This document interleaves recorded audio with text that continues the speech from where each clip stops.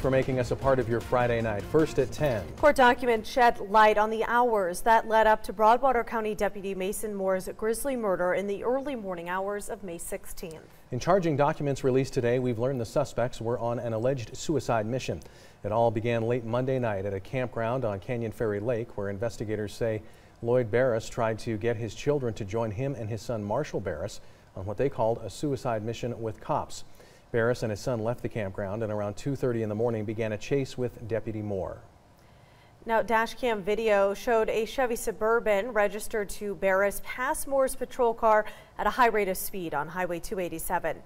Moore initiated a pursuit, reaching speeds of up to 100 miles per hour. At 2:38 a.m., investigators say Moore was wounded by gunfire and his car came to a stop on the side of the road just outside of Three Forks.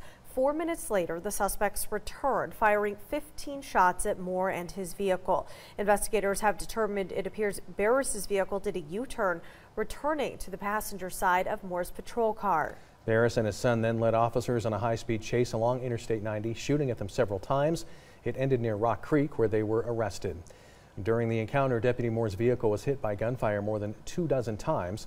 When backup officers arrived on scene, they found Moore dead with multiple gunshot wounds. Marshall later died of gunshot wounds a day after the chase. LLOYD Barrus was wounded and taken into custody. Now, late this afternoon, Barrus was seen via video by Broadwater County Justice of the Peace Kirk Flynn. He was charged with accountability to deliberate homicide. He's scheduled for arraignment next Friday in district court. Broadwater County Attorney Corey Swanson says since the investigation continues, he has not decided whether to seek the death penalty in this case.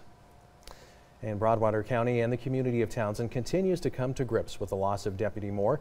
The tragedy has left a family without a husband and a father, and a sheriff's department without a valued team member. It's also left Sheriff Wynn Meehan with a broken heart. We trying to keep a team together. You know, we still have a mission.